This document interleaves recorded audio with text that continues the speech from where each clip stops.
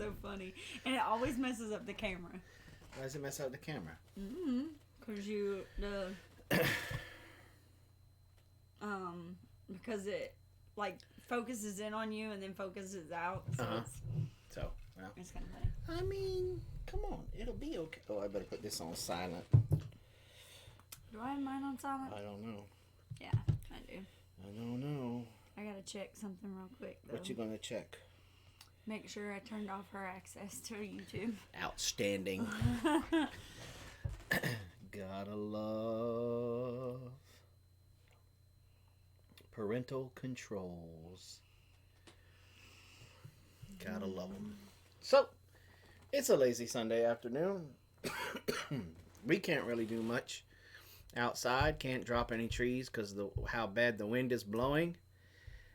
And can't really do much of anything. Oh, wrong one. What did you do? I just turned it off on Ladeza. Well, that's fine too. She don't need to be on it either. Boop.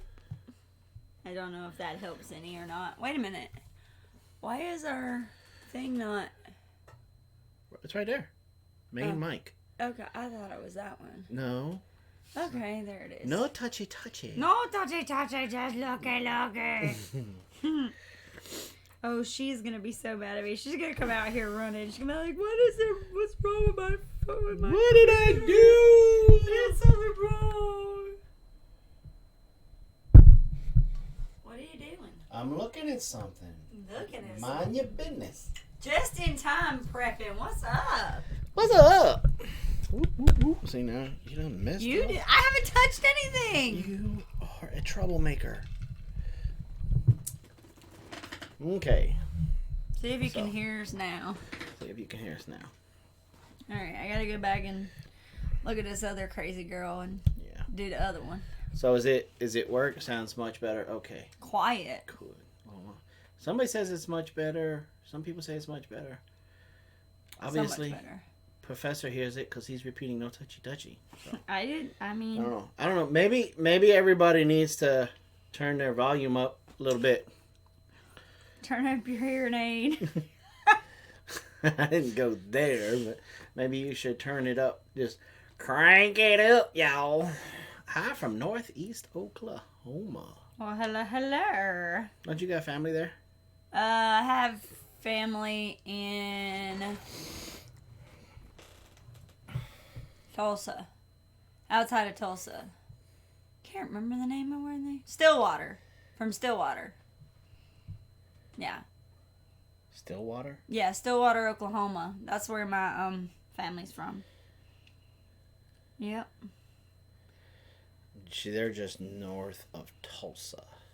Yeah. My family was in Stillwater. I've been to Tulsa. I flew out of Tulsa a couple times when I lived in Fayetteville, Arkansas. I had family at Colgate. So yeah, my uncle and his wife and their kids were out there. Although my uncle's, I don't even know if he's still alive anymore. I don't know, but don't know. So we're just sitting here. Just sitting here, kind of being bored. Yeah. Lazy Sunday, just kicking it, just being like, what could we do? And then it dawned on us. Jason's like, let's go live. I'm like, what? We can go on live. And why shouldn't we go on live? I mean, we are the live stream champions of the world. She's saying that the volume keeps going in and out. That can't be on our end. I mean, let's check something here. Let me double make sure. Yep, that's good. It's good. It's good. Good. I guess we got to do a microphone check. No, don't do it. A microphone check. Ladies and gentlemen, boys and girls, children of all ages, YouTube is proud to bring to you the live stream champions of the world. I'm the Big Bear. She's the Mama Bear. And we are the Big Bear Homestead.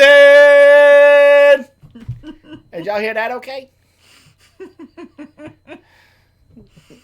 Oh, goodness gracious. How many people went, oh, Jesus. Didn't get earbuds out. Yep, microphone works. So. Don't advertise so much next time. I know, right? I know. We were supposed to get it too. Well, they told us like last week it was going to be snow. And then the later we got into the week, they're like, oh no, it's just going to be rain. And it's going to be miserable. I am so sick of rain. One person this summer says, we ain't got enough rain. I'm going to punch him right in the mouth. Oh. If we go... Mama Girls, are you talking to us?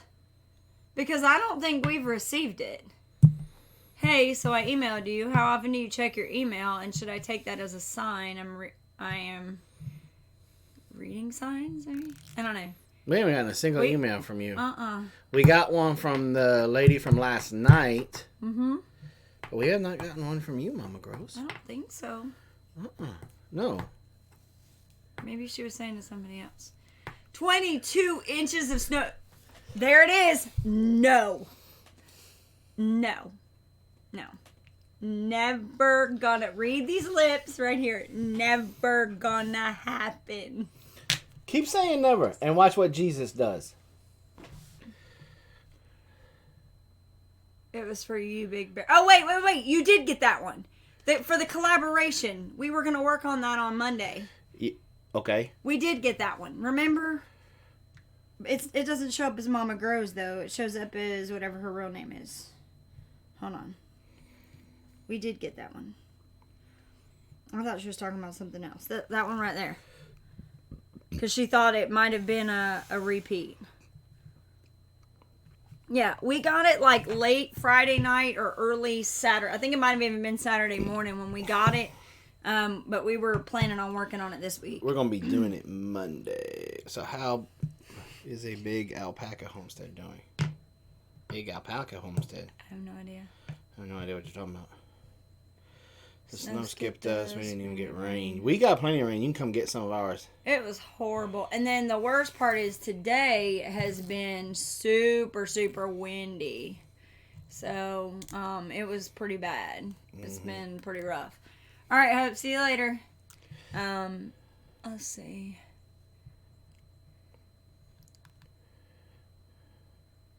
Yeah, no, not happening.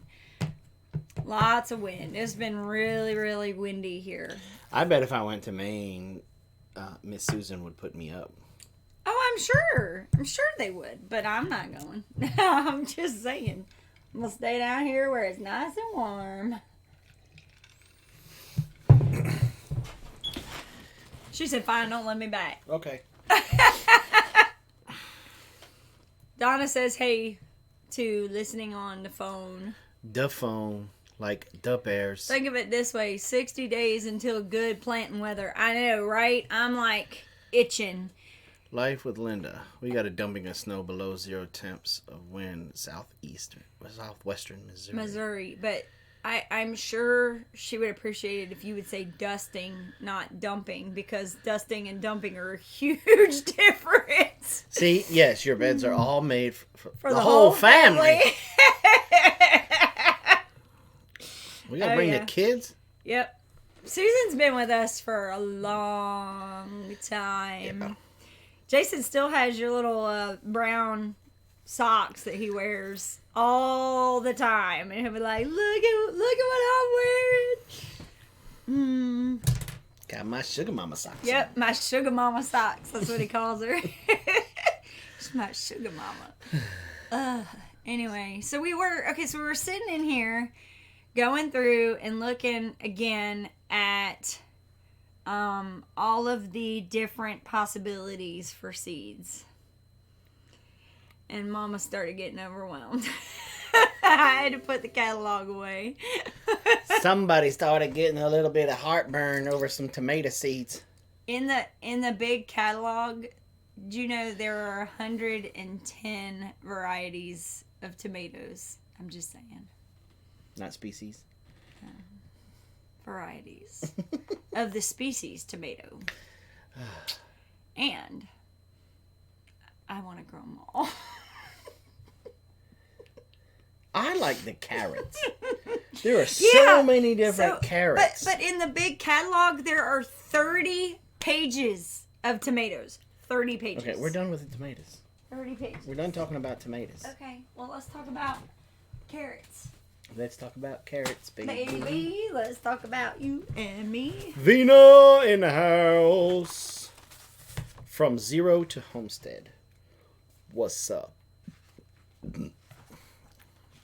April, you're not funny. Just saying. 30 pages.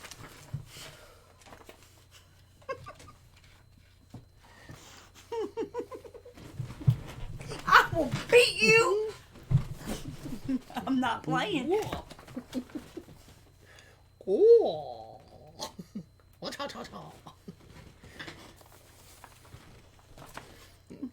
I'm not going to let everybody see the carrots.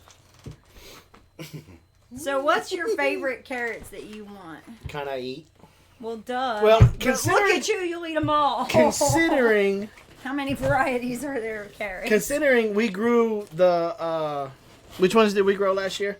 10, 11, 12, 13, 14, 15, 16, 17, 18, The Cosmic Purple. That's what we grew last year, right? There are 25 varieties of carrots. Hello. We grew the Cosmic Purple last year. Yes. And they did good, right? Yes. Yeah. They're the only How many ones... did I get to eat? None. Why? Because you were at work when we were harvesting. So who ate them all? The girls. I have picture proof. I have proof. Which girls? Lidessa and Carol. And? No, I didn't have any. Liar, liar, pants on fire. I didn't. Prove it to me. Whoop. Just saying. Yeah. I didn't eat any. All I gotta do is say Lidessa. Mm-hmm. Do you know what kind of beans... Hold on. Do you know what kind of beans... To grow for leather breeches? I don't know what that means. Mm-hmm. I know, see? No, look. I got a picture. They're eating Cosmic Purple right there. Just saying. Let me see it.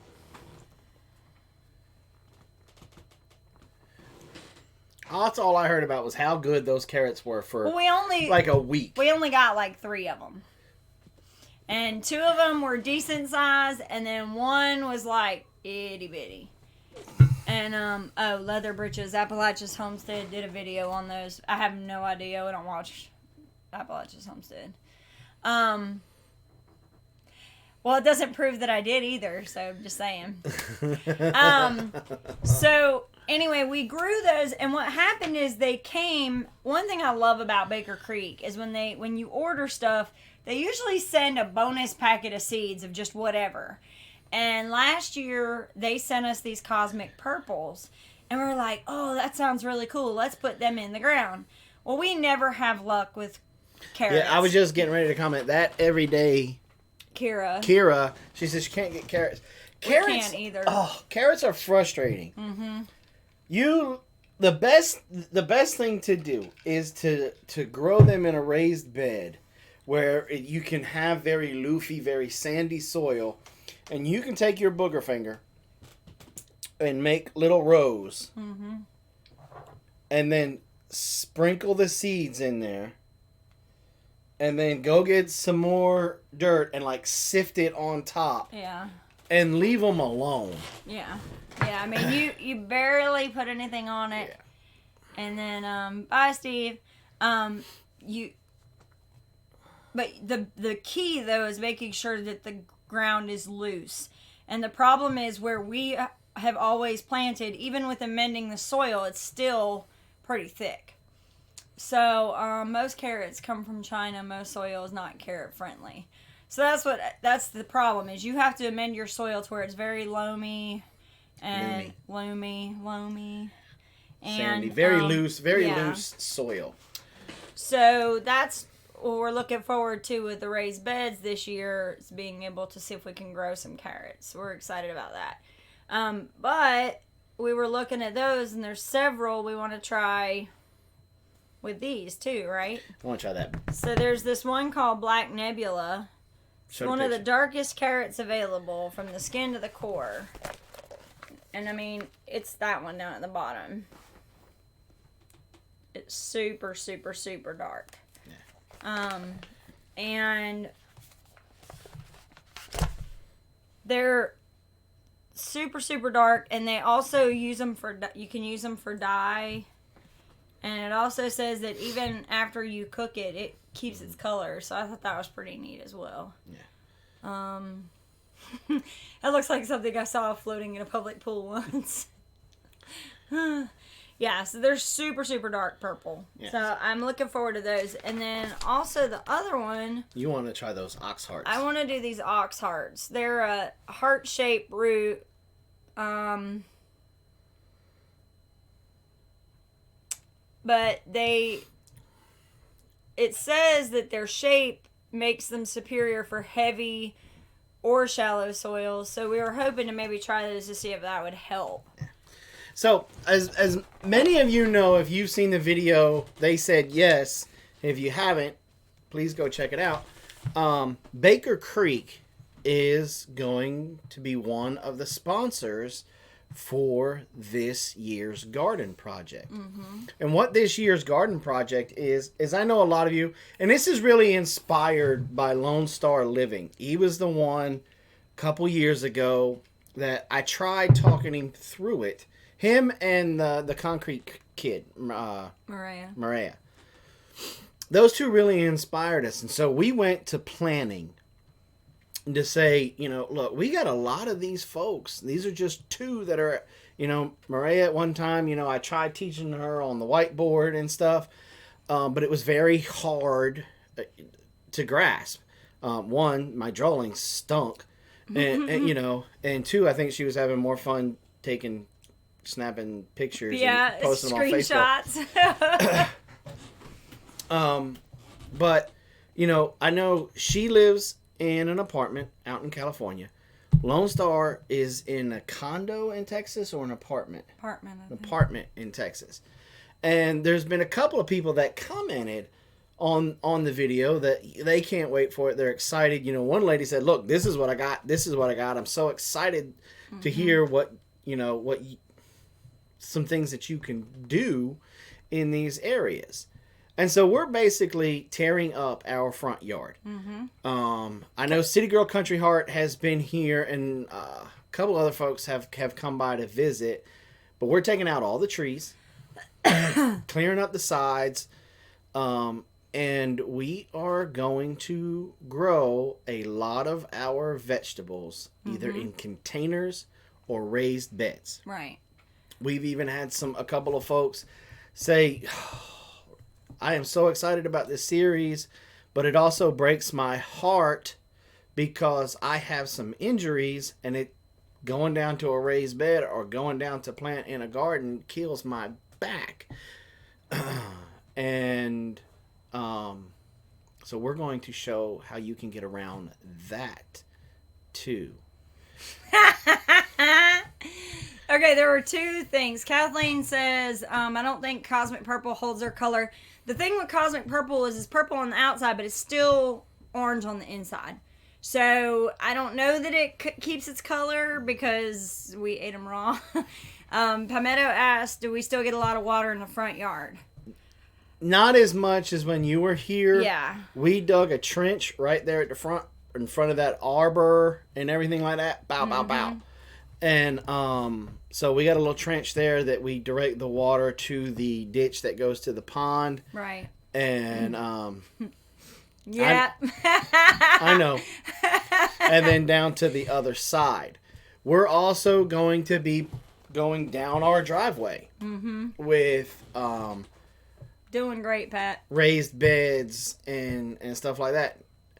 And we're also going, gardening consists of everything. Mm-hmm. Right? We've got some fruit trees. We're going to start an orchard this year. We got some fruit trees that are going to be going in. Saw fruit that's going to be going in. Flowers. We're going to be putting up a flagpole in our driveway. Herbs. We're going to be putting up a lot of bee-friendly stuff. And LaDessa is starting a project. Mm-hmm. Baker Creek sent out an email about monarch butterflies. And Ladessa fell all over herself when she watched that video. And so we're going to be doing some stuff for the monarch butterflies. Yes, the swarm traps are coming. We've kind of started the video series on that, getting a lot of the B-roll going, but they are coming. Relax. I like Palmetto's idea. Blueberry hedges running down the driveway would look cool, and it would taste good. That's a good idea, too. Might not be bad. Mm-hmm. Might actually be a nice hedge for in the front yard, too, to separate out the... No, I don't want the clan getting any of my blueberries. No, I mean in our front, right in the front where the beds are going. Like right there. Okay. Are you serious? What? Why do you say that like because that? he's like that. Shh. I ain't got no use for the man. If I can grow in the Vegas desert, He can go anyone sit on a can T-post. grow. Stop. Just stop. I'm looking forward to see if the ruby buckwheat, if it'll grow here. Okay, Palmetto. If you get the pink blueberries, they are self-pollinating. Please, too, just-in-time prepping, because this is, look, even from the prepping standpoint, raised beds are awesome. Mm-hmm. Because that also gives you cover and concealment. And we're going to do some vertical gardening, which can also help a little bit with that, if in season anyway. Mm-hmm. So. Because most raised beds need to be about 4 foot wide. Mm-hmm. And depending on how you do it, if you do a lasagna garden or if you do hugelkultur, all of that mess in between you. Mm-hmm. So, just saying. Just saying. Yeah, pink blueberries sound counterintuitive. Yeah. Yeah, so we're going to do some vertical gardening as well, because we have a lot of vine stuff that we want to grow. So, like, where'd you get your quail from? Cucumbers. We are so trying to find some quail. Yeah, we're trying to. I don't know who we're gonna hydroponics and raised beds. We're doing aquaponics. Aquaponics this year. We're going to be using catfish as our fish in our aquaponics system. Why?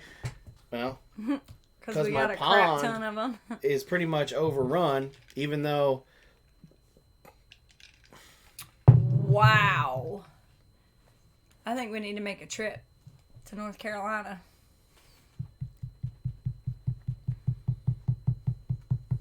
Patrick, I need to talk to you. And of course, Vina is all excited because Vina loves quail. But we're just going to go out and throw a cast net and start catching the baby catfish that we have in our pond. And, I'm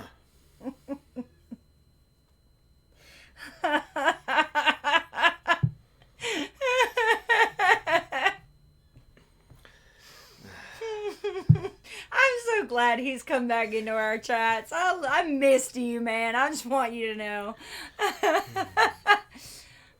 Anyway. And so that video is also going to be coming out here pretty soon, because we've already pretty much moved it from the area that it was to the new area where it's going to be. I bet it is. The area, like for you guys that have been here, the area where the Jerusalem artichokes were. Stream resuming. It's coming.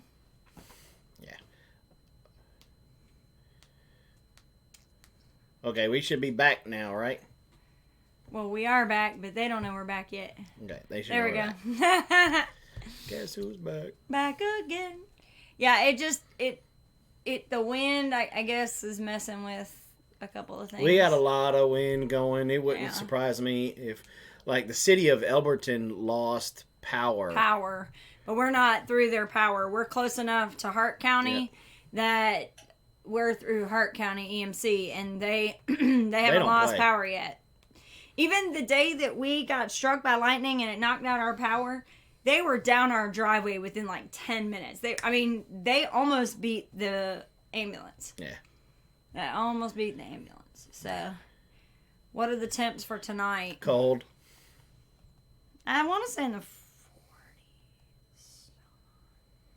I'll look at my wonderful weather app that I love so much. Yeah. So, he said 16 there. Nice. 26 tonight. 26. The sun is shining like a whoa. Sorry. See, I told you that app was going to get you in trouble. I need to get that app gone because that's really funny. What did it say?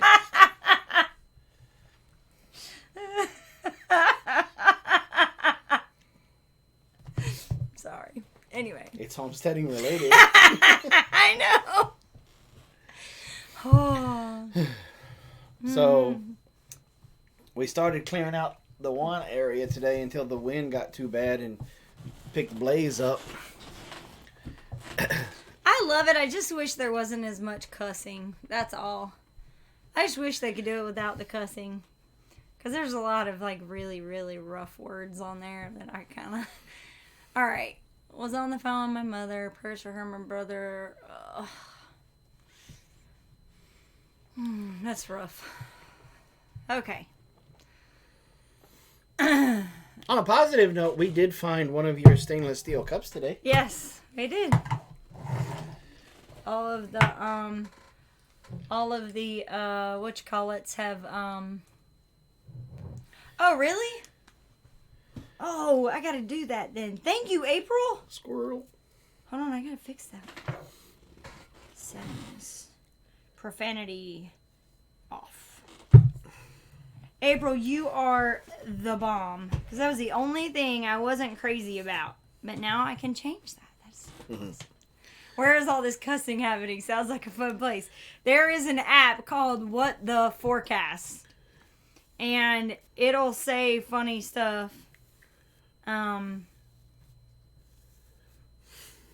so it's funny. Anyway. It's really funny.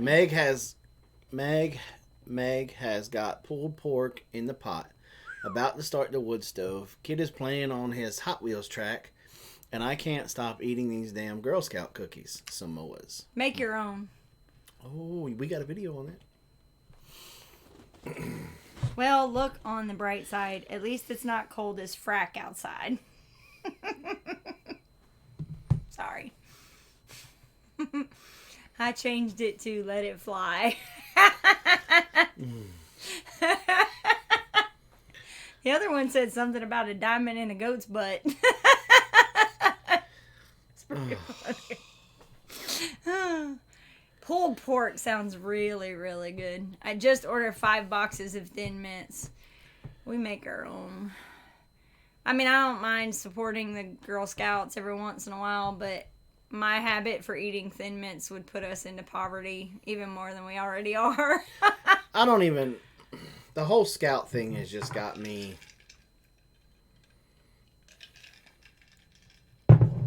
Acceptable only in the military. That would be funny. The whole... Yeah, we're not fond of the Boy Scout, Girl Scout situation. Well, to me, and maybe you guys can help me, it just doesn't make any sense to me. Mm-hmm. Because, see, I was a Scout. I made it all the way to life. And... Stop. I'm sorry. And the only reason why I didn't make Eagle was because I didn't start Scouts till I was 13. Right. And when I was in Scouts, you had time limits. Right. Once you became a Scout, you had to stay a Scout for so long before you could become a Tenderfoot. And Tenderfoot for so long before you become first class before so long, second class, da-da-da-da-da-da-da-da. And you had certain requirements that you had to make. You had to be in a leadership role for so long. For a certain amount of you time. You had to do this for a certain amount of time. You had to do this. Now there's kids pinning on Eagle at 14. I thought it was like 16. They're not even mature. Jason got his at 14. Was he 14? Yes. I thought he was 16. No. they're not mature enough to handle that. Eagle Scout used to mean something in this country. And it doesn't anymore. You used to say that was something that you put on a resume, even in your 30s, that you were an Eagle Scout. That meant something. And now it doesn't. Yeah. Yeah, that's a good point, though. A lot of things used to mean something and don't anymore. Yeah. And Breakaway's right. You transitioned into adulthood as Eagle. Like, that was supposed to be a crossover transition into adulthood. Yeah. You turn 18, you become an Eagle, you turn 18, and then on to being a grown man. And now it's 14 years old, can't even drive a car, and you're pinning on Eagle. Yeah. Yeah, it's just not, it's not the same. And...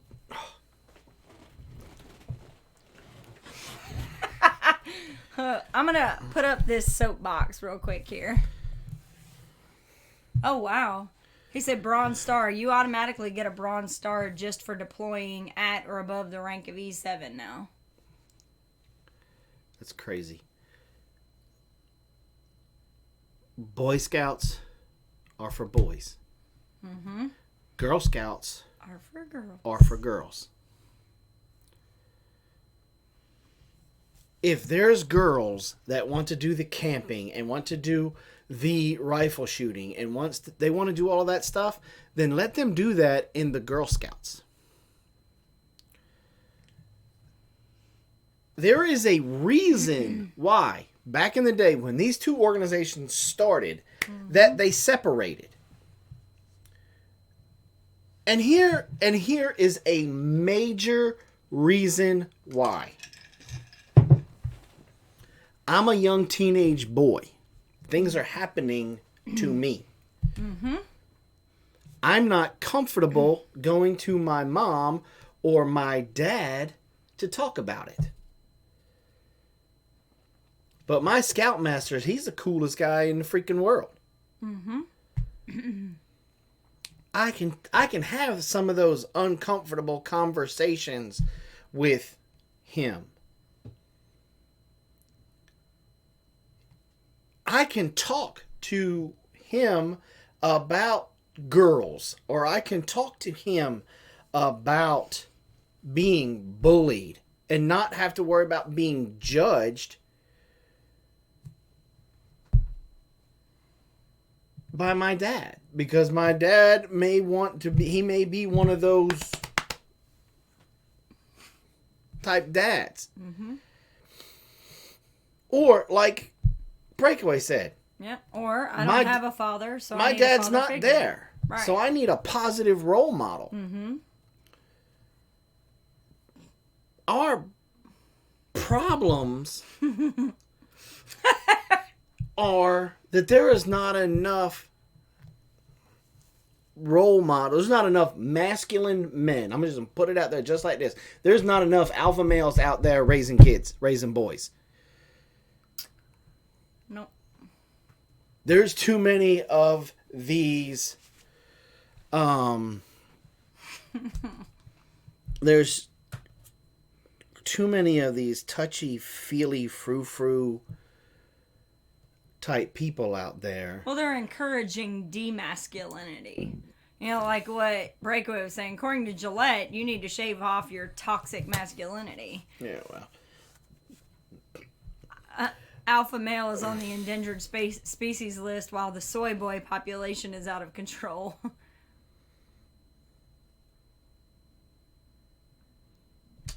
Manly men aren't needed. Well, I would ask them, if they got a flat tire, they're going to change it, or are they going to call AAA? Because if they call AAA, who's coming out to change their tire? Probably a man. You know, I'm not saying that women shouldn't know how to change a tire. They shouldn't have to. They shouldn't have to. Mm-mm. My girls will know how to change their tire. My girls will know how to change their oil. My girls will know that there's no such thing as blinker fluid. Right. My girls will know how to start a fire. Right. My girls will know how to do a lot of things. If you ever get in a situation where you need to, where there isn't an option for somebody, you need to be empowered to know how to do that yourself. However. But my girls will also know to look for a man in their man that they're going to choose to be their husband, is to make sure that his punk butt knows how to do all of that too. Mm-hmm. Just don't tell any Army privates that blinker fluid isn't real. And there is a reason. Because here's the thing. I have two girls. I do not want my little girl to have the unfortunate thing of having her very first cycle out on a camping trip with a bunch of other boys in the Boy Scout troop. Another issue, yeah. Because kids are going to be kids, and she's going to get joked, she's going to get teased, she's going to get messed with, isolated maybe. Or just, even if she doesn't, she's still going to be embarrassed, regardless. Yeah. Regardless of how any of those people handle it, she's going to be embarrassed. Yeah. Flat out. And there's no need for that. You know, if it happens on a Girl Scout camping trip, right, there's more support. Right. Everybody's been there, done that, and said, hey, let's figure it out. Yeah. You know? Yeah. I agree with what Breakaway is saying. We need more couples willing to say both husband and wife have roles related to their gender. The thing is that if I try to go out and be the man, then who's doing the woman stuff? Who's nurturing? And are they doing a good job of nurturing when it's not in their nature to nurture? You know, that's why, yeah, the Bible does go into that. Yeah. And Palmetto makes another point. Exactly. Daughters will never spend the night with boys around unless I'm there until they no longer live under my roof. Exactly. Mm-hmm. You know, but that's the thing is like women tried so hard to be like, well, I don't need a man. And it's not necessarily that you need one. It's that you should be grateful to have one. So you don't have to do all that stuff. You know, there's a difference between necessity, you know, needing and wanting. And the thing is that, you know, if you have to change a tire because that's just the last option. If I get stranded on the side of the road and I can't get Jason to come help me and I can't get AAA or whatever to help me, then yes, I can change my own tire. But I'll tell you, there was a time that I did have a flat tire at 12:30 at night on the side of the interstate. And Jason was 45 minutes away. Well, we had AAA. So I called AAA. They came, fixed it. I had to help the guy. Because this was just some guy. I guess some of these companies, they just pay somebody to carry around a jack and an extra, you know, a spare or whatever in their car. Like, it's not even a... I mean, I had to ask him for his credentials just to make sure that he was who he was supposed to be. But, you know, he come over and started to do the jack, and I'm like, no, you need to put the jack over here, otherwise you're going to mess up the frame of my car. You know, and he was like, oh, well, why aren't you doing this? I said, because I don't have to. You're here to do it. I don't have to do it. And he was floored by that, but I if I don't have to do it, I'm not going to do it. You shouldn't. And I shouldn't have to. But if I got into a position where I had to, I was the only one around that was going to do it, absolutely, I would be able to. But, you know, there are some things I should not have to do. So, you know, that's just my... And it really bothers me a lot about the Boy Scouts. I went and I ordered... Go get it. Where is it? Top shelf. My old Boy Scout handbook. Because I asked, my mama misplaced mine somewhere. I'll find it when we end up going through the house after they pass. But I went and ordered my old Boy Scout handbook. This was the handbook that I used when I was in Scouts. And I'm doing it with the girls here on the homestead. Mm-hmm. And if you're into preparedness or the homesteading lifestyle at all, or you're just kind of curious about this kind of stuff, this edition, this is the, what is it, the 12th edition, I think? 9th edition. This is the 9th edition of the Boy Scout Handbook. I encourage everybody, if you have children, get this book and do it with your kids. Boys, girls. Yeah, I mean, the skills that are in it, and that's one thing Jason is saying. It's the granite edition. If your girls are interested in doing the stuff that is in that, you know, there are other things that do it, like 4-H, things like that, but they don't need to be doing it with boys.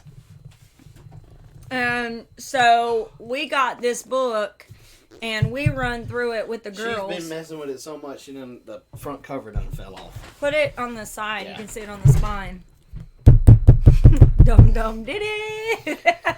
Now there are two other versions. There's two versions of this next book I'm getting ready to show you guys. One for boys. Actually, there's more than one. And one for girls. Because that's the second one, isn't it? Because I think the first one is the...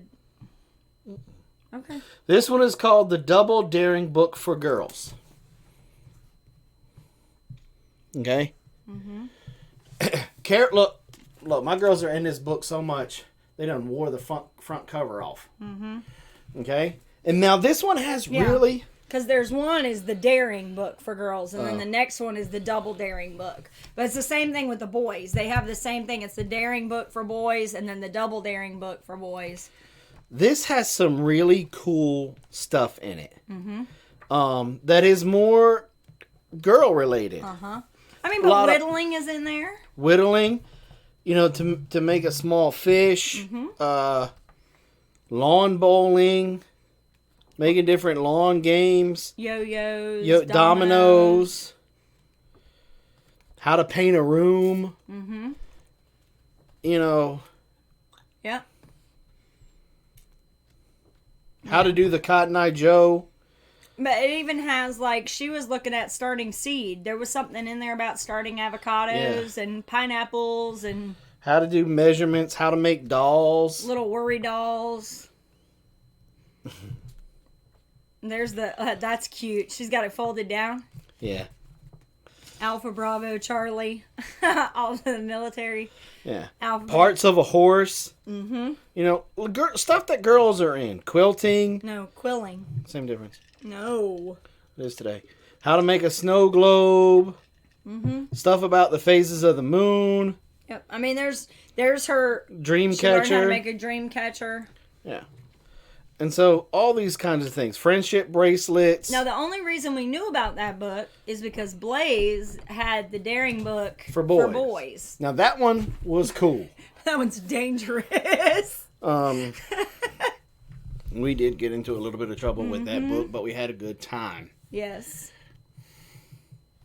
We should write a book that says a survival guide for snowflakes. They would all die. They'd never read it. The first line it would be, grab your bottom lip, stretch it over the top of your head, and swallow. Oh, no, it's not called the daring book. It's the dangerous book for boys. Yeah. If you have a young man, that is an awesome book to get. Mm-hmm. That talks about table manners, talks about opening doors for young ladies. Mm-hmm. A lot of etiquette stuff's in there. A lot of cool stuff is in there, though, too. How to navigate by the stars. How to build and make a kite. How to...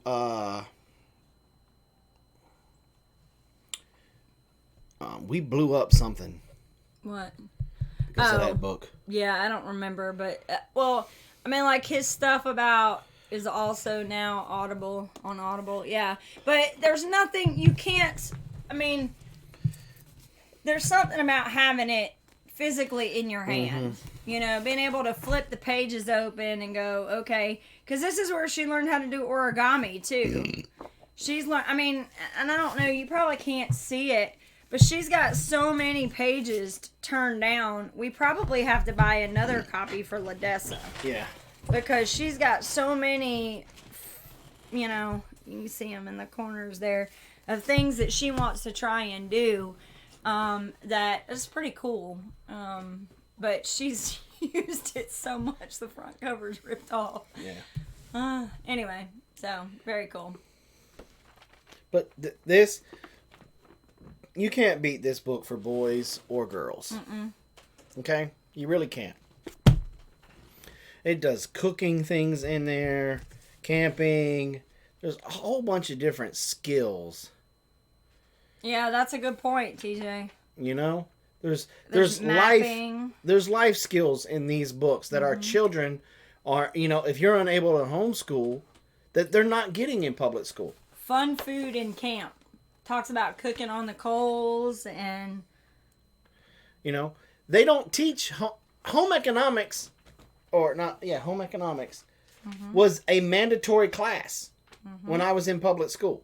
Private school wasn't mandatory. Robyn never took it. I never took home ec.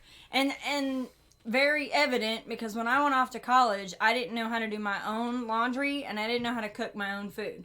I didn't learn until I was almost a parent myself. Yeah. By the time I graduated high school, I could cook, do my own laundry, all that kind of stuff. We had a math class called Basic Mathematics that taught you how to balance a checkbook. No. They don't do these things anymore. And it's a skill that everybody now, I mean, how many of you guys actually sit down and balance a checkbook anymore? Yeah. We had to cook and sew in junior high. Nope, not me. Yeah, I went to a private Catholic school and we didn't do that at all. And I'm not exaggerating. Some of you that have been around with us for a while probably know this story that, I mean, my very first cooking on my own, I went and bought, I mean, I used to do hamburger helper meals all the time because you can't really mess those up. You follow the directions, you're good to go. But then my boyfriend at the time hated those. He had, like, just like how I have an aversion for chicken pot pies that you get in the freezer section, his was hamburger helper. And so I went ahead and I bought chicken breasts, and they were super expensive in my budget because it used to be ground beef was super cheap, but chicken breasts were always super high. And I bought chicken breasts and I was scared to cook them because of how expensive they were. I didn't know what I was going to do with them. I called every family member. Nobody answered the phone. Finally got a hold of someone, told me how to fry them. But, I mean, it was ridiculous. I was 20 years old, and I had no clue how to cook. Yeah, but we made sure that didn't happen with our kids. But that's exactly why, like, everybody will look at us and go, oh my gosh, I cannot believe you have your little 10-year-old cooking dinner. And I'm like, why not? She knows not to burn herself. She knows not to, walk away from a fire or anything like that. Why not? And I'll tell you why we do. Because she's not going to be in the same situation I was. Because I was not empowered as a young lady to do those things. And I'm not going to have my girls have that same problem. Suburban says she does, down to the penny. Penny doesn't matter, but I have to find my mistake. I could see her because she's very OCD like that. TJ said, when my stepdaughter burned boiled eggs, I was like, it's time to learn some basics. So I just want to throw something out there. Because we've been together for 13 years, and you've never made me hamburger helper. That's why. Because I was told never hamburger helper. Look at me. Never. Look at me. He don't freaking matter anymore. I know he doesn't, but I like hamburger helper. But I make the real thing instead of hamburger helper. We get hamburger casserole stuff all the time. What'd you have that was amazing the other night? Cheeseburger. That's it. That's Hamburger Helper. I know. But for real. I'm just saying. But for real. I don't need a box anymore. And that was the thing. Like, I had a couple of Your ants. skillet mac and cheese, I will punch somebody square in the mouth to get some of that. Yeah. I learned, I had 2 aunts, because they were the ones that I called and was freaking out about. And they were like, okay, we're going to hook you up. So one of them bought me a subscription to Taste of Home magazine.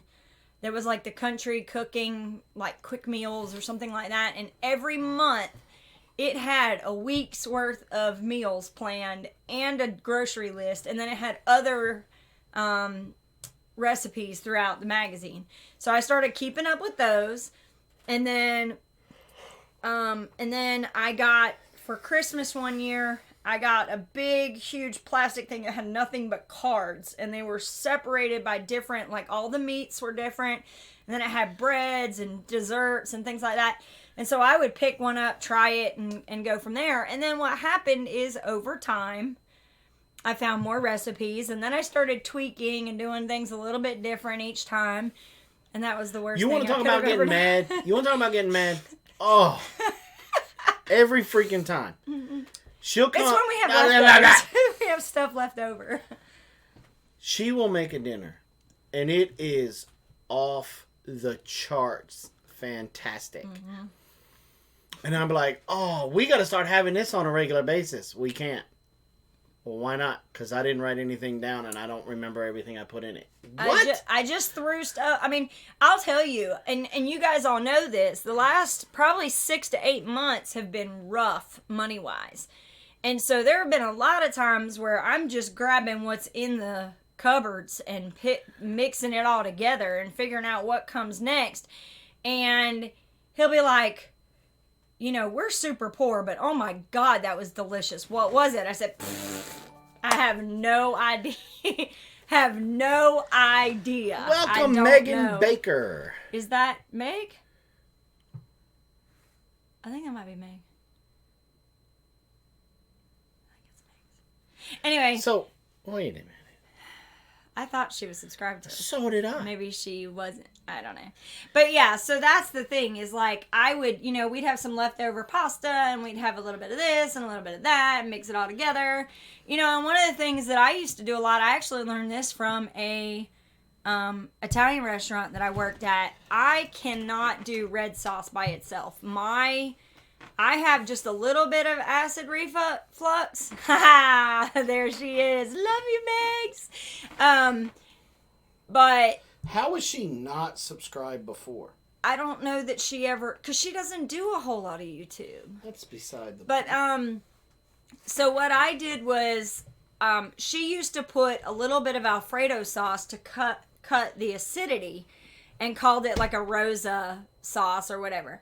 And so we do that a lot now, too. We'll have spaghetti sauce, and I'll put in a little bit of cream, a little bit of cheese, and he'll be like, oh my gosh, that was amazing. And I'm like, I don't know exactly what was in it. That pisses me off. Yeah. So, yeah, there used to be, and what's crazy is, and I'll tell you, I was in Arkansas when that happened, and we had Tyson chicken right down the street, but ground beef was cheaper than chicken was. Ground beef used to be 99 cents a pound, and chicken was like $2 a pound. Chicken's now $2 a pound, and beef's like $3. So, you know, go figure. Because, you know, What?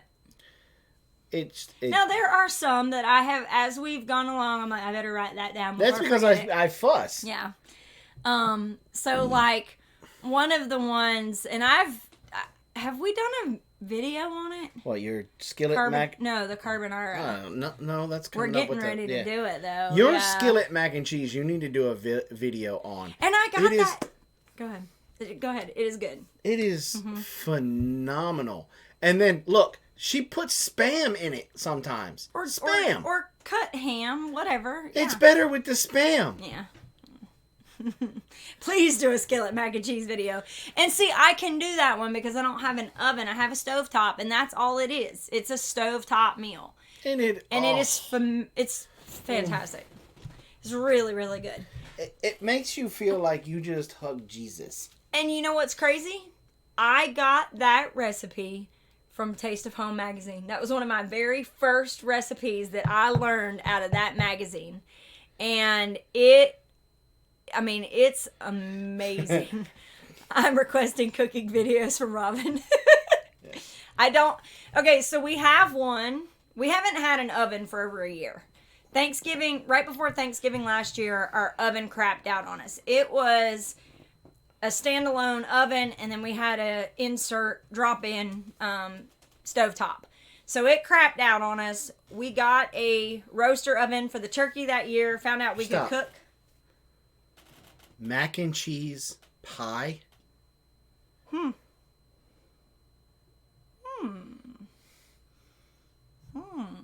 I still want to figure out how to stuff chicken with mac and cheese. I think that would be amazing. If I get like a chicken breast, cut that thing open, tuck it in there. Yeah, you talk about phenomenal. That would be good. What are you doing? But I'd have to cook the chicken breast first. I have to figure that out. I don't know.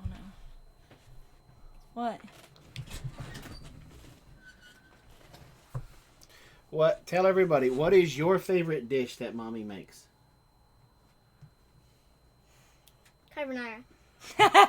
She likes carbonara. Yeah. That's going to be a good one. So we've committed to doing, what? No. We've committed to doing a video, and it's going to be shared, and it's going to be in February. And part of the frugal family food thing, whatever that they're doing in February. It's going to be it's going throughout the year. It's called date nights. Okay, yeah. And basically, couples from different YouTube channels each have different weeks that they're going to be putting ours. Ours is the week of Valentine's Day. Mm-hmm. So anyway, back to the story about the oven. We were fortunate enough. Somebody actually brought us an oven. She's not in here. Brought us an oven and a stovetop, but the problem is that it's hooked up for propane. So we have to wait. We either would have to convert it back to natural gas, or we'd have to convert over to propane. Which, believe it or not, both cost about the same.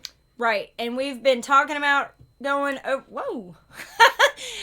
So we've been talking about going over to propane before this all happened anyway. Mm-hmm. So what we're gonna do is we're waiting until the prices go down, because naturally during the winter propane prices are higher. So we're waiting until it gets a little bit warmer, and then we're gonna have them set up propane. And then when that happens, we're gonna move that oven in and watch out for videos after that. It's gonna be amazing. Thank you, Mama Grows. Thank you, Mama Grows. We'll put that towards the propane. So that's what we're doing is we're gonna have that. But in the meantime, I can do some videos on stovetop stuff that we do. We have skillet mac we can do. That tater tot casserole that I did the other night. So we made. When we were first married, you used to make that a lot. Mm-hmm. And then you just stopped. You know why? Because one of the girls at work was like, I used to make tater tot casserole for my husband all the time. And he got so mad because I was doing it all the time. And so I was like, God, I hope I'm not burning him out on tater tot casserole. So I stopped making it because I didn't want you to get burnt out on And I'm over here going, boy, I must have really made her mad. She won't make that tater tot casserole stuff anymore. Mm-hmm. Yeah. So we ended up... So we ended up the other day. One of the things I'm finding is that tater tots and hash browns are super cheap at the store. Like, you can get a 5-pound bag of tater tots for like $5. And you don't need 5 pounds for a casserole. You can make 2 casseroles out of that.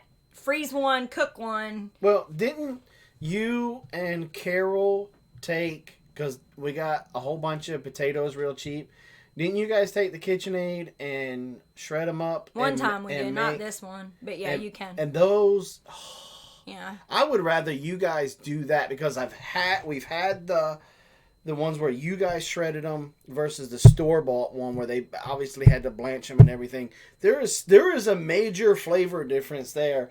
And if I got to be the one to sit there and shred them, I'll do it. Because it is so worth it. Mm-hmm. Yeah. And then just like when you discovered how to make noodles out of zucchini noodles. Like that was a life changer. Like my favorite recipe is the one we're talking about making. Normally is with regular pasta. I'm half tempted we're making with zucchini. To make it with zucchini noodles instead of the pasta noodles because we have a lot of people that are keto, and this recipe, if you put it on zucchini noodles, becomes a very, very delicious keto recipe. It's very good. Do you make your tater tot casserole in the crock pot? No. I go ahead and mix it into a big pan and I bake it in the roaster oven. So, but it's really good. It was a bacon cheeseburger tater tot casserole. So it had bacon, cheese, sour cream, I think some tomatoes, some onion. I mean, it had everything in it, and it was fantastic. It was so good. But what I do, I am a firm believer in meal planning. We used to not be. We would just buy a bunch of stuff and then, cook whatever came to me that night. And when which, in your defense, was never bad. No. But it's not nearly as cost effective as how we do it now. That's true. Because what I do now is I go and I pick out 7 lunches and 7 dinners. And we plan them out. And I even have them written. We have a planner. And our planner shows what we're having every day. So this is this week. So we got both sides. And I've got lunches and dinners. And then what I do is I print out each recipe. And we have a binder that we put, the recipes into plastic sleeves. What? I'm trying to, have you guys talked a lot? Have you guys talked a lot about keto, done any videos? My brain does so well on keto. Wallet not so much, kidney not so much. I want to keep doing keto. Yeah. I mean, I got the Taste of Home, Make It Freeze cookbook at, Thank you, all sorts. Thank you very much. Taste of Home is an awesome, even for somebody who's just like moving out, like you have a daughter-in-law or something, it's a great magazine for that kind of stuff. But so let's talk about keto for a second. Because, what did I do? I was right in the middle of talking about meal planning. Oh, I'm sorry. Anyway, what I was just going to say is that done. I print all those recipes out, and then I go through and I write down all the stuff that we needed, that we need from the grocery store. And then I list all that out, and I know how our grocery stores are laid out, so I lay it out according to the grocery, how we're going to travel through the grocery store. And what that does is it keeps me from doing extra spending that we wouldn't normally do. So that way I'm not walking all over the place chasing stuff. It's planned out according to the way that we walk through. I do not use Ibotta because I don't think we do a good portion of our shopping at Aldi. And What's I don't Ibotta? think it's an app that you can scan your receipt and then you get money back on your receipts based on different manufacturers that are offering different things. So why can't we do that with Aldi? Because they don't do Aldi. They don't because Aldi doesn't carry a lot of the major manufacturers. We've had this conversation before. Go ahead. Well, I mean, when you got stuff like that, and then if you also use coupons, would we not save more money? No, I've explained this to you. I can buy a brick of cream cheese for 69 cents at Aldi. Even using a coupon, because we would have to go way out of our way to do the extreme couponing stuff. I would have to get a newspaper subscription. I mean, there's a lot of stuff we'd have to do. So in the end, it wouldn't be worth it. But I do the math on looking at like because we only have a few grocery stores available here. We've got Kroger. I can go to a Publix, but Publix is never really cost effective for us. You've got Ingles, which again is not really cost effective. But see, we don't buy a lot of the brand name stuff, and that's where Ibotta. If that's what you do, then yes, Ibotta is a great app for that. It's just not. We don't buy a lot of. That I did not know. What? All sorts. She says, I wish we had an Aldi in Canada. I have been to an Aldi in Ireland, back in the motherland. Mm-hmm. Aldi carries a lot of European brands, but the Europeans has high standards for food, so that's not bad. Right, that's why Aldi, and that's the other thing. I never have to worry about what I'm buying at Aldi, ever. Because they have a certain standard of what they want in the foods that they sell and they carry. And so, produce, always good with produce. Milk's always good. Eggs always good. A lot of the boxed stuff is always good. The only thing that I have found that I'm not fond of at Aldi, and I think it's just the mixture, their like Italian sausage, breakfast sausage, the flavor's a little weird. And it might just be that they don't use enough sage, or they use too much sage or something. But we're not fans of that sausage. But sausage like that goes on sale so often that I can always find that, pretty cheap. So Aldi here no longer puts homogenized fats. What's that? No. I think she's talking about what's the word? I don't know. Is she talking about like monosaturate, like the... Kathleen says homogenized. I don't know that. I don't know. That's it. School word. Homogenized. What oil is he using? What oil are you using? I put peppermint on my chest. My heartburn is really kicking up today again, and I tried some Pepto. It's not... Yes, Aldi's originally from Germany. And they have two separate... hydrogenated, that's what I was thinking. They have two separate, like one went one direction, one went the other, and trans fat. And so if you look at their icon or their logos, one's like blue with white, and then the other one's blue with the orange. We have the blue with the orange in North America. And then part of them, they're separated. If you ever type in Aldi on the internet, it'll ask you like what area what country you live in, and it'll take you based off of that which ones. And the way I understand it is, some people said, I think I read somewhere that Trader Joe's is somehow not affiliated, but I think it's like there's something between Trader Joe's and Aldi. Closely related to Trader Joe's. What's up, two family? But I don't know how, because Trader Joe's is super, super expensive. But Aldi is really, really good. We save a ton of money by shopping at Aldi. They're related. Yeah, I knew there was something that they're close to, but anyway. Now, what were you? Do you even remember what you were going to talk about? Keto. Okay, so keto. We did keto, and we felt so much better with keto. Mm-hmm. Just like Mama Groves was saying, it was great for her brain and made her feel good, but it's just so darn expensive. Yeah. And I think, at least correct me if I'm wrong, one of our plans is to get back on keto. Once we're growing more vegetables. And we're going to focus a lot of the stuff that we grow based on that. Based on being keto friendly. And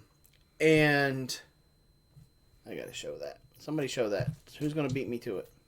Thank you. There you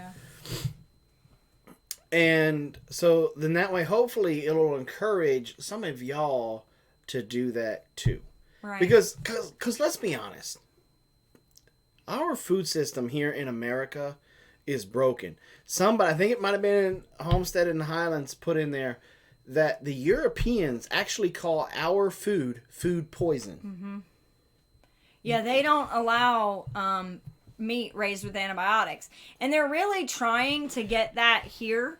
But the problem is that it's still. I mean, even our organic stuff is still allowed to have a certain amount of pesticides in it. Mm-hmm. Look, that's what you just said. Yeah, but like chickens, I mean, I'm sure everybody has seen, no antibiotics used or growth Georgia hormones. Trapper? Growth hormones used or whatever. They're trying to go that way, but it's not cost effective for them because they don't know what they're doing and it just doesn't work out. It's just not cost effective. Georgia Trapper, how's your trapping season going? I'm embarrassed to even say anything about mine because I have not had the opportunity to get one trap out yet because I am soaked to the bone. We can't put any metal in the ground. It'd wash away. Full moon and lunar eclipse tonight. I want to come down and hunt coyotes. I wish I could. Christmas time also carry. Well, you know what, Dragmar? They carry them now pretty regularly. I want to try that beer that they have in there when we can afford it. They have what is it called? Hefeweizen. They have Hefeweizen there, and they also have Umberbach. Something. Anyway, they have a couple. Nice. But they have I guess because of it being close to Valentine's, they've got caramels and things like that out. Yeah. That but see, Whole Foods is expensive too. Yeah, Whole Foods. There's one in Augusta. I like the idea behind Whole Foods. I don't like how they charge. Mm-hmm. At least the one in Augusta is just completely insane. Now, of course, where it's located, they're warranted at charging that because people will pay it. But that to me is ridiculous. Yeah.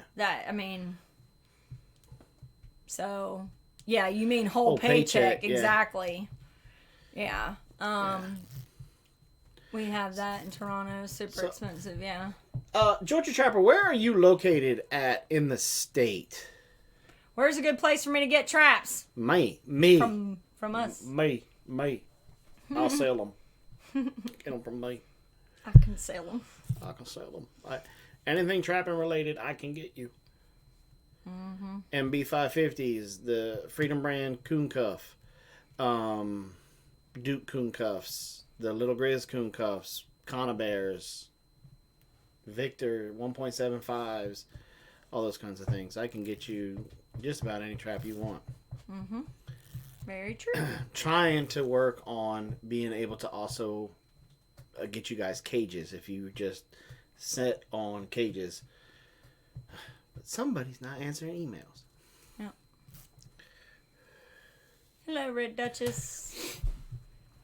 Earth Fair in Athens is expensive as well. Now, one thing I will tell you, in April, I don't know if you ever have the chance to go, but there is the DeKalb Farmers Market just right outside of Atlanta. They have a lot. Oh, it's initial. But they're not super expensive.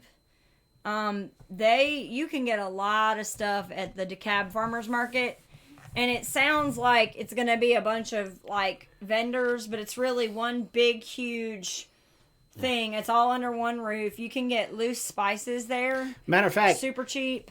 April, she must live close to us. I don't know how close, but I think. If you want to. Hey, now seems like I was supposed to meet somebody there. I know we really do need. We need to. All of us need to meet up. Yeah. Suburban, April, us, and we all just need to go spend the day there. The only bad thing about it is you're not allowed to film in Yeah, there. you can't film in there. And I would Can't love even to take a film picture. in there. Yeah. Like, I wanted to just take a picture, and y'all still going. Yep. Yeah, just for a little while. We were talking. See, you got us on the conversation of dinner. Yep. So G Trapper is not in Georgia. I am North so Dakota. sorry. I thought you were in Georgia. I think we have a subscriber who's Georgia Trapper. I think we thought maybe that you just changed it down. Yeah. Covert filming glasses. Yeah. I wish I could. Hey, Daryl, hook us up. But our weather here, brother, has been crazy. Mm-hmm. Crazy, man. Trapping season opened up December 1st here. On December 1st, it just started pouring. It hasn't stopped. Like, and it hasn't quit. Mm-hmm.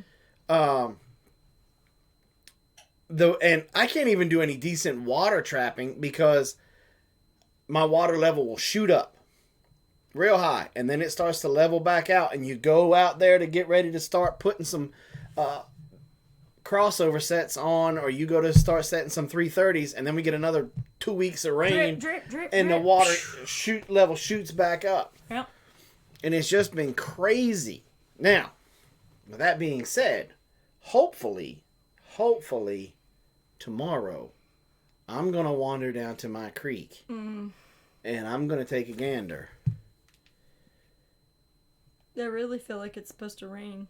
And I may just start putting out coon cuffs because I'm getting the itch. No, Lost Dude, he took off, and we ain't seen high nor hair of him since. I knew I shouldn't have took that pop shot at him, but I'm going to him now. And that's what I was just getting ready to talk about. I'm going to literally go down, walk my creek bed, walk around the beaver pond and the other 2 ponds that are down there to see if I can see any scat or any other sign of him being down there. And I'm going to try to catch him with a dirt hole. Mm-hmm. I'm not going to try to catch him on a slide or anything like that. I'm going to try to get a little bit creative, and I'm up along those dams. I'm going to dig a dirt hole and pack it full of fish smelling stuff and see if I can come at him and get him that way. I've seen a lot of people. I've never tried it. I've heard of people doing it and being very successful with it. And so I think Suburban's right. It'll stop raining as soon as we plant our spring gardens. It'll be like, oh, no, we don't want to give you any rain. No, I need to get some beaver meat in the freezer. I know. I did see, just like last weekend when I looked at the forecast, it was calling for snow this week, yesterday and today, and it turned into just rain. We got piss. Hammered. But now I'm looking at the forecast for next week, and it says Sunday, partly cloudy with a slight chance of light wintry mix. And then Tuesday, the 29th, cloudy with heavy rain, but the temperatures are in the 30s, so we may get something there too. No, So, yeah. Anyway. It is my whole farm. It goes Squish, squish, squish. Yep. Squish, squish. Ponds never look better, though. Yeah. But we have gotten so much rain, our land cannot take it anymore. No, it's puddling up. We've never had water puddle up in our front pasture. Ever. And the ground is so full of water that there are puddles. And I'm not talking like little bitty puddles. I'm talking like 1 to 2 inch puddles in our front pasture. Yeah. Never had that before. Yeah. So we'll see. We'll see what happens. But like I said, ponds looking pretty good. It's gotten to the point where we're more than likely going to start pulling out our Berkey just to add another filter to our well water. Yeah, because, we're going to do that too. We got to do that because the water... It's just one of those things that, our leach field have puddles and stuff in it. And so now that stench is starting to come back up through the pipes that we're having to start to defuse and stuff like that. And it's just, it is what it is. Shock the well. Yep. Yeah. So, and that's the other thing I worry about is these puddles that turn to water or that are water, if they freeze, we gotta get the girls to make sure they're being careful in the morning when they're doing their chores, because... Well, look, if it freezes, we're going to start picking it up and putting it in drums, something. You know. But that area, because we were walking out in the front pasture this morning trying to figure out where we're going to put our fruit trees, and I started walking and all I could hear is squish, squish, squish, squish, and I'm like, ugh. You know, because like Palmetto said, if you could control the weather, you could cause a famine. Oh, yeah. And population control. So, whether you buy into that theory that it can be done or not, it's still, let's just say that you don't buy into that theory, but you believe that it's climate change. And it's due to pollution and stuff like that. We still have to put our own safety nets into play so that way we can grow our own food and take care of our animals. Animals, exactly. Yeah. You know, like all of my chicken coops have rain catchment systems on them. And it's a little gutter that I made out of PVC pipe that we cut the top off of. Yep.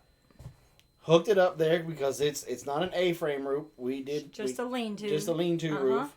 Catches it. It feeds it into a 55-gallon drum. And stores it. And stores it. And then that water comes out of the bottom of the 55-gallon drum.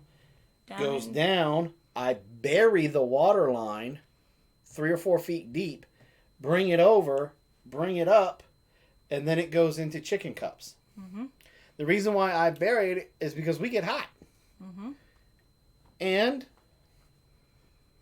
even though the drums are our 55, or they're not even 55, they're like 25 or 35, but they're blue. They're blue, so they don't allow the sun in. Right. So yes, they're going to get hot, but not nearly as much as if they were, Patrick. Black. But they still get a little warm by putting that pipe down. The earth cools it. And it doesn't come up super fast in those cups, so it has time for that water to go down and to cool. Yeah, because how the chicken cups work is it's a little tiny cup, and it has a tongue in it. And when the chickens peck that tongue, the water comes out. And so when they peck it, it'll go shh, shh, shh, and then it fills up the cup. And the trigger is long enough that if they just stick their face in there to try to get some water, they're going to set the trigger off. And it's going to put the water in the cup. And whammo. So I am using rainwater to water my chickens. I don't have to worry about that water getting so hot that it is bad for the birds. Right. Now, every now and then, because the type of drums we use, they have these screw-on caps on either end. Okay? We will screw the one cap out, take some vinegar, put it in the drum, close it back up. Yeah. And that will get in there with the water and mix in it, and it helps with keeping the chickens healthy. You know? Yeah.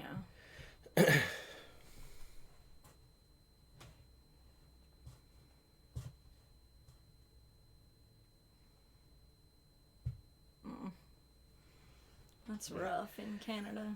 Well, one of the things that we're trying to figure out how to incorporate, because I think it's very important, is we've designed a little mini chicken coop that uses a rainwater catchment system that uses the chicken cups that feeds out into chicken tunnels.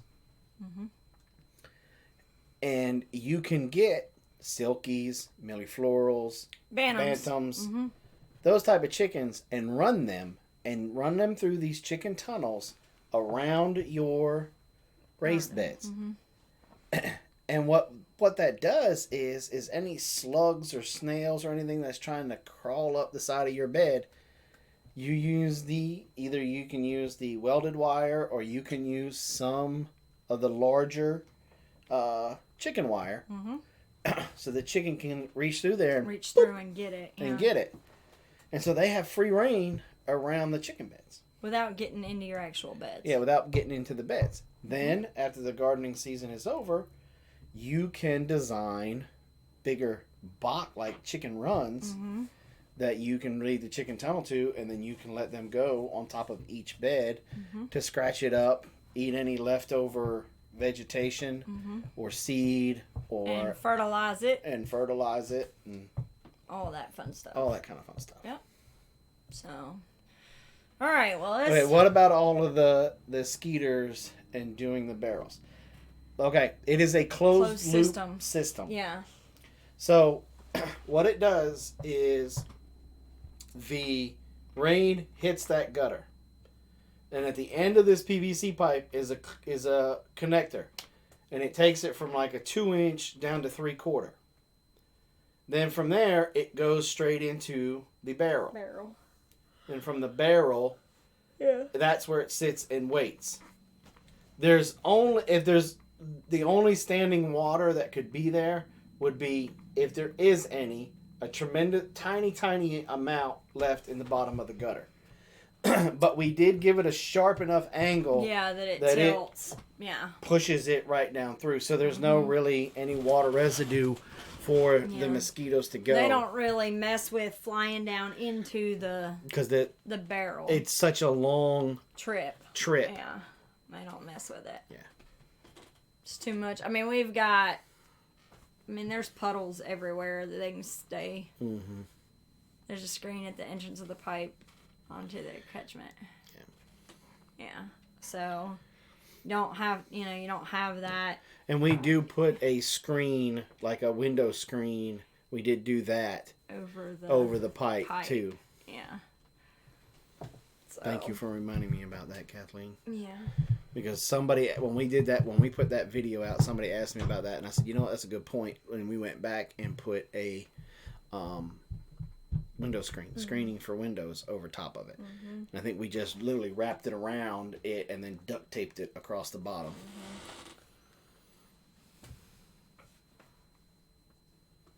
Mm-hmm. Oh, here we go about the weather modification. It's a good point, though. Yeah. I mean, look, nowadays, anything is possible. Yeah.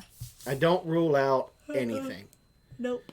Not at all. Because at the end of the day, the people in leadership positions are power hungry.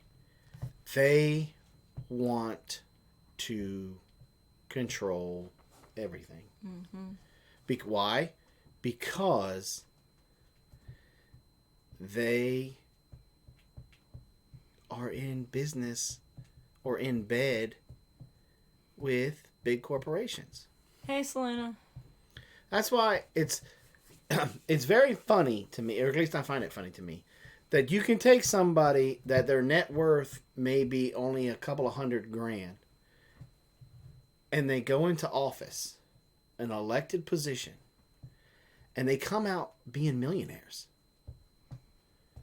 Millionaires. How did that happen? Mm-hmm. The president only makes $125,000 a year? No. It's like $400 now. It's gone up a lot. It's gone up a lot. Yeah, I mean, when we were all kids, it was like $200. Now I think it's like $400. I can't remember. It's a lot. Yeah. And whether you like Trump or not, that's one of the things that he did. Though not paying me. Mm-hmm. He has to get paid like what? $1. Yeah, it's $400,000, and they get a $50,000 annual expense account and $100,000 non-taxable travel account and $19,000 for entertainment. President receives benefits in addition to a salary. Yeah.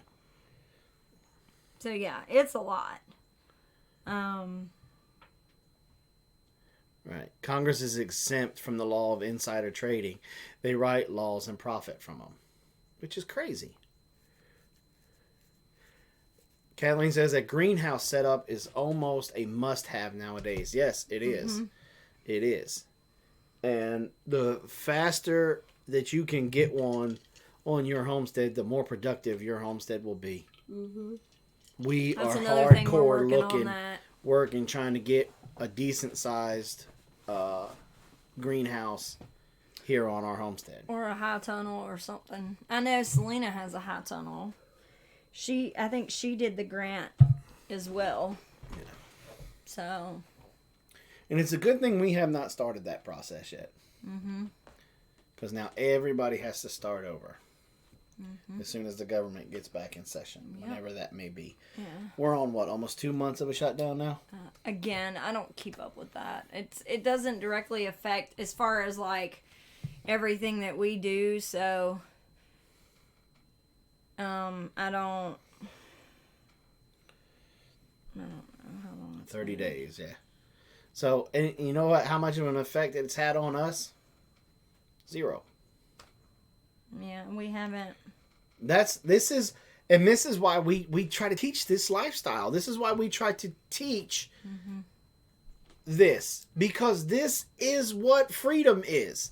When you don't have to rely on whether or not the FDA is properly inspecting the food, because you got all the bacon that you want in your backyard, or all the steak that you want in your back pasture, and all the chicken that you want, you don't have to worry about it. Then when you're putting in these raised beds and you're growing your garden and you're canning and you're preserving, the tremendous amount of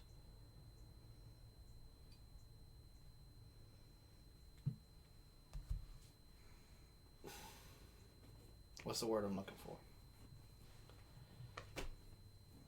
I'll never forget when we were still in the prepping stage of this journey, and we were just getting into it, and we were doing our first garden.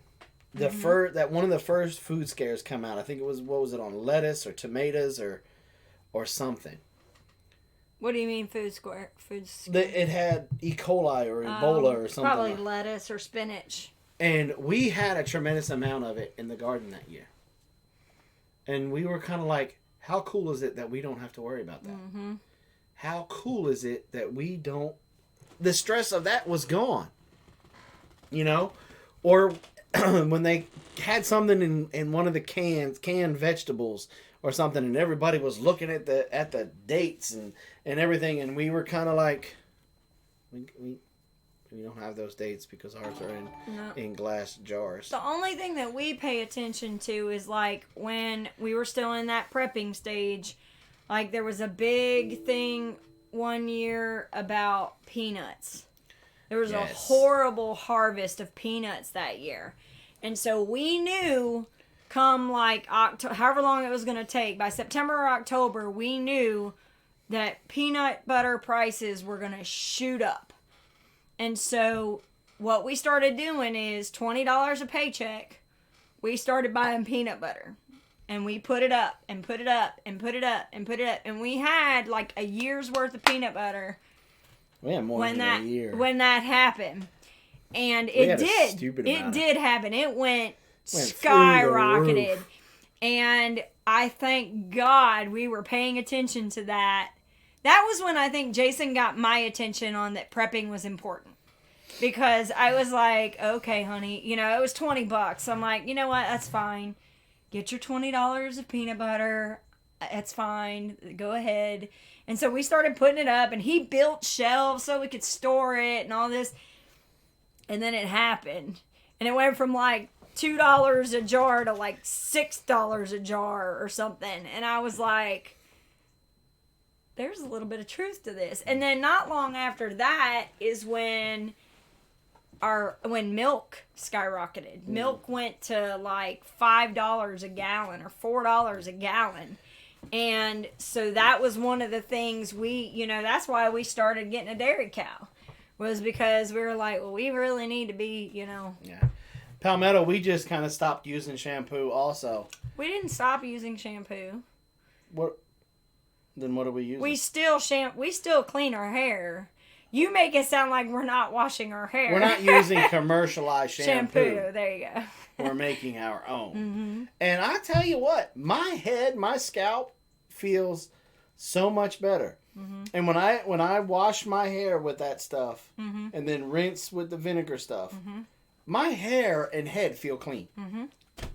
The only thing I'm still having to struggle with is that it makes my ends of my hair, it's not conditioning enough, and I don't know if I need to add more vinegar or less vinegar, if anybody's ever done that with baking soda water. But I know that my hair doesn't get nearly as oily as it used to, but my only issue is that it gets really dry at the ends. And I have tried using, somebody told me to use just a little bit of coconut oil, but the problem with that is that when I use coconut oil, it makes my hair super greasy, like quick. See, there's another reason why I hate California now. Kathleen says, I ordered a Royal Berkeley, the largest size, and was contacted by Berkey that it was illegal in California for them to sell me that size. That is crazy. That's just crazy. Yeah. The price of eggs is why I got chickens. Yeah. Yep. Yeah, so eggs went super crazy expensive, and so that was another one. And here's one that's really funny to me that really kind of made things hit home with me was when we first started, we were trying to be above board. We were trying to make sure that we had all of the right documentation. And so in our state, for me to be able to sell eggs, I'm supposed to have a egg candling license. Yeah. And so I went down to South Georgia to take this class. And my eyes were wide open. Mm-hmm. And I'm going to share some information with you. And this is, hand to God, this is the gospel truth. This is what I was told in this class. In Georgia. And I'm betting that Anywhere it goes else. Yeah. anywhere else, it goes the same. Mm-hmm. The eggs that you get in the store that you're paying 99 cents for, there's no difference between that egg and the one that they're calling organic and cage free. Cage free. And even, no, free range. Free range. Free range. Because here is the deal. Break it down. The very first one is caged. Your 99 cent eggs are the ones that everybody's beating on. It's got the chickens in the cage and they're feeding them. Beaks are cut. Their beaks are cut and they're feeding them this antibiotic med, and when they poop out an egg, it goes on a conveyor belt and runs down. Mm-hmm. Cage free, they take those same chickens and take them out of the cages and put them in a high tunnel. And then they just pay an undocumented worker to walk through there 5-6 times a day and pick up the eggs.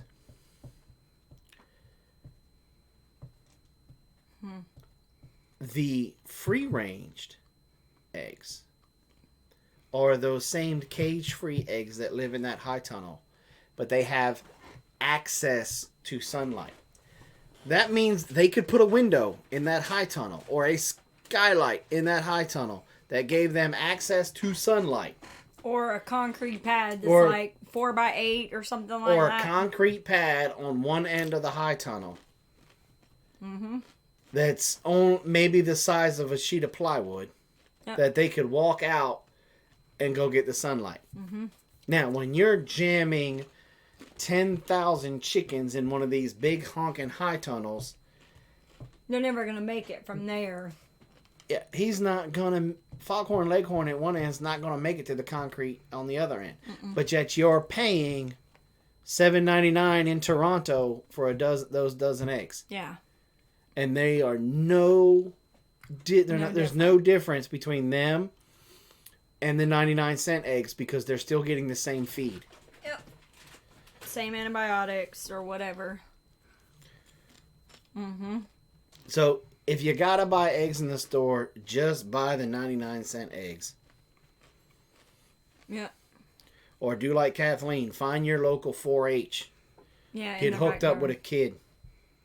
Mm-hmm. Yeah, they pick up eggs and dead chickens. Yep. That's exactly right. Yeah. You know, and then start getting your own flock. You know, and we may have something in the works to help you guys out with that.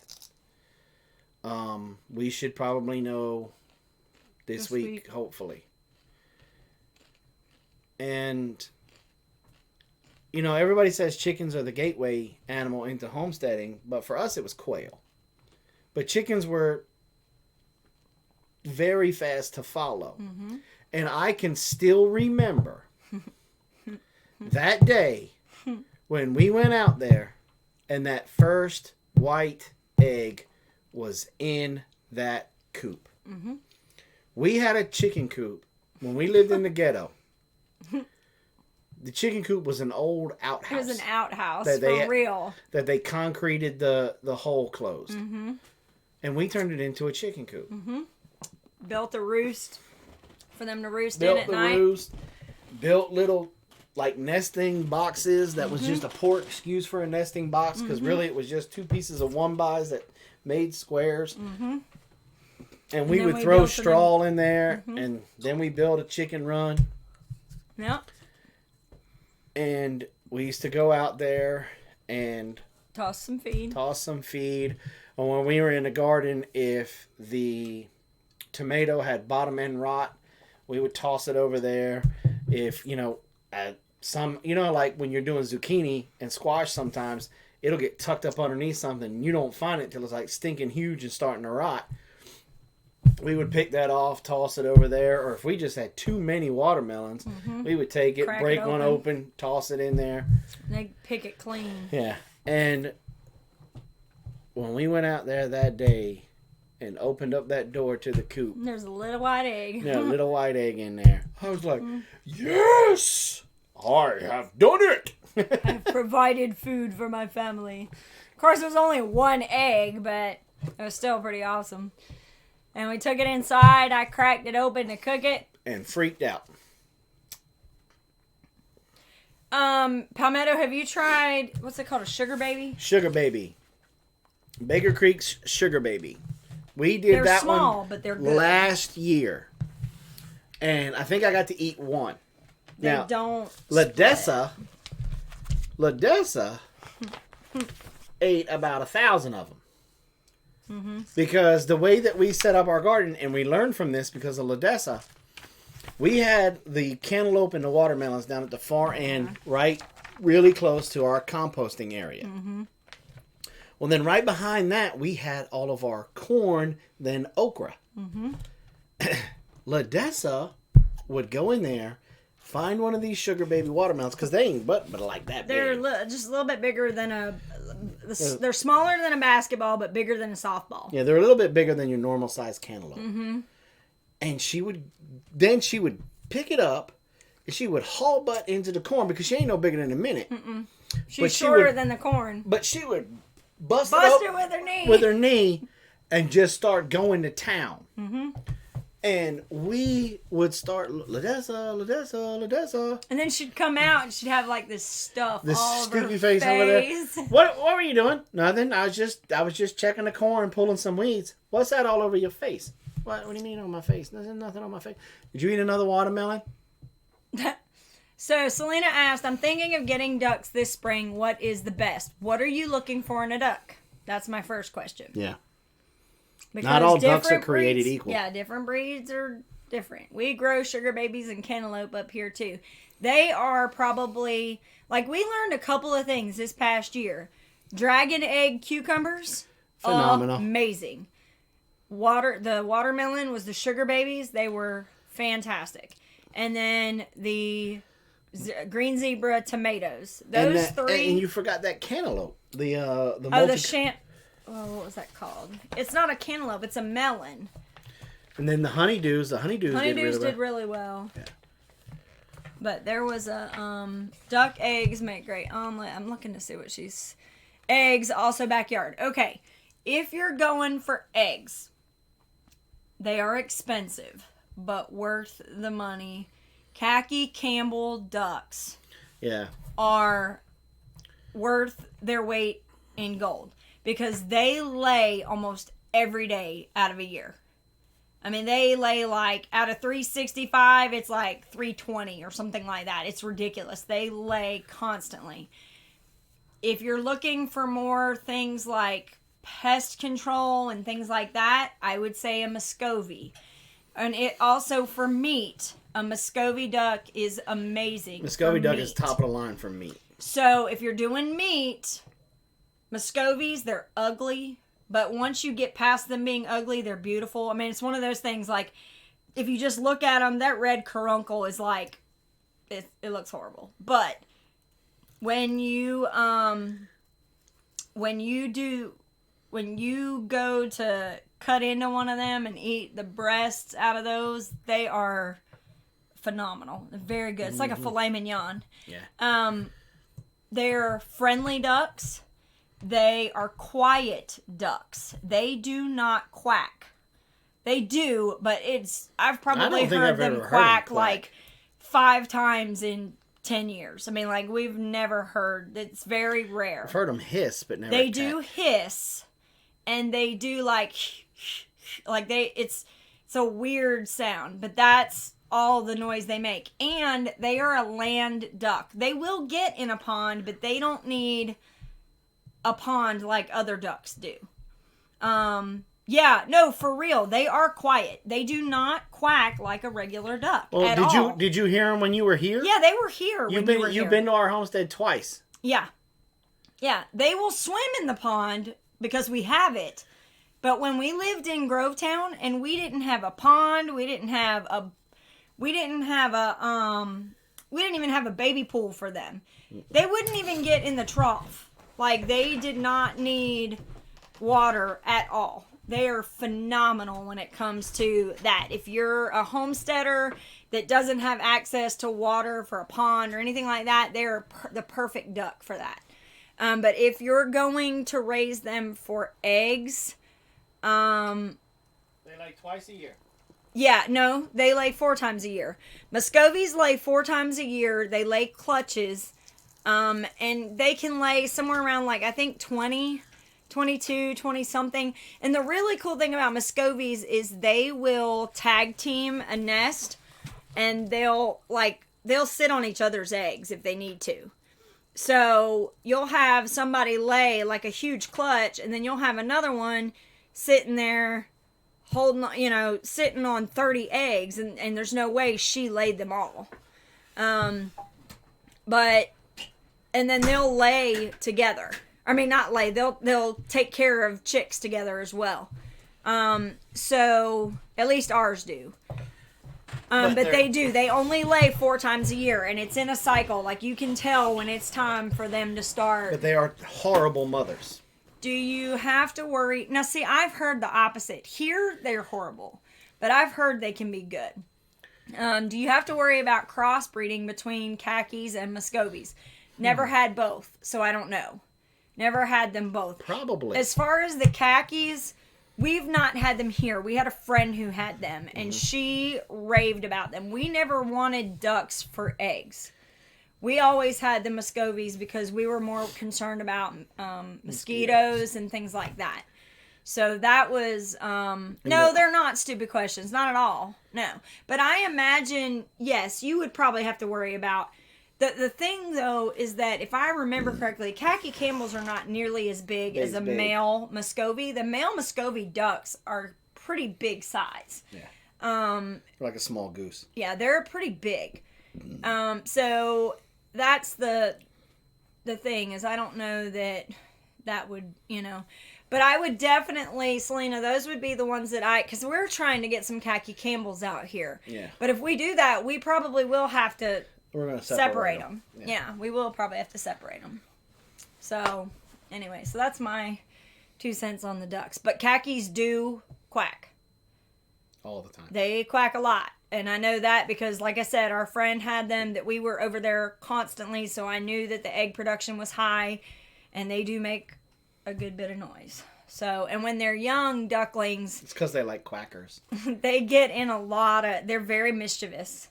You remember they used to run all over the place and they had a decent sized pen set up for them, but they still, our Muscovy were very protective of their young. They would hiss and come after you. Yes, the only problem is when they have 15 or 20 of them, they don't pay attention to what's behind them when they're walking. Mm-mm. And so what happens is you may have 15 one day, and then the next day you have 13. And then the next day you have 11. And then the next day you're down to 7. And then it goes, And so that's what happens, at least here out in the country, is like if they're free ranging and walking around, they'll take them out onto the pond, and you just never know. I mean... Yeah, turtles will get them. Mm-hmm. So that's the thing, is that if you're going to keep them in a semi-captive kind of situation, then yeah, they would probably do really well with their babies. Mm-hmm. But our problem is, because even when we go to get them, we go to pick them up, the mom will be protective of them. But the bigger problem lies when they start walking them around and swimming them around. They don't watch what's behind them. And if you have a trail of 15, it's going to be 13. And then, it happens every time with us. We've started to catch them up and take them in and let them raise them inside somewhere where they can be protective of them. So, but there's a trick to that too. Even though we assume that ducks don't mind being wet, baby ducklings do not do well wet and cold. You cannot have them wet and cold. They will die super quick on you. So you gotta keep them dry and wet, just like chicks. So why are you laughing? You already said that one. And I said they were quackers. Oh no! What do you call a box full of ducks? Quackers. All right, so it is. Would you have to order the khaki? I've seen the Muscovy around here. Yes. Yes, you'd have to order the khaki. And you know what's funny is I have looked everywhere to order a Muscovy because I had somebody ask me about them. I couldn't find a hatchery that had Muscovy anywhere. Any of our normal ones I couldn't find, but khakis, they're pretty much every hatchery I've looked at, they have them. So, so I would definitely look into those. I think they're roughly like $6 or $7 a chick. But, and yeah, that's what I was thinking. I think theoretically they're considered wild. And that's one thing we ran into when we got here. We had like a flock of like 30. No, we had like a flock of like 13. We brought them here. And then we thought they started getting picked off by coyotes. But what happened is they had so much space that they decided to move to the different ponds, because we have a pond below us and a pond above us. Well, we saw somewhere in our local Facebook thing, somebody had written that they were trying to get rid of Muscovies because they had to relocate and blah, blah, blah. And they had like 20 of them. And so, of course, nobody was touching that. Well, we contacted them. They're like, come get as many as you want. So we came and got like 20. We took them all. Loaded them all up, brought them back here, turned them loose. Doing great. And then all of a sudden, they started to disappear. Well, we were just like, we're not bringing any more onto the property. We're good. It's fine. Well, then Jason goes down to trap. Do some beaver trapping. Found them all. Found them. He's like, there's somebody over there. There's a colony over there. There's one over here. So we'll occasionally see them all swap out. Like you'll see a couple of the girls come up here and then the rest of them go down there. And then, so we know we have several around here. Christofix. But we... Is that how you say that? Yeah. Christofix. Hello. So we have populated this area with Prepper to the rescue. Coleman came over with a Ziploc and just gave him a fresh unopened pepper shaker. But yeah, so that's what we did, is we did all Muscovy. But I definitely want to do the khakis as soon as we can, because duck eggs are fantastic for baking. I want to try to figure out how to with the pond because khakis like water. Do like water. And I want to make a duck house over there by where we have a little shelf. By where the beaver feeder sticks are, and then figure out how to kind of keep them fenced in to keep them protected from predators.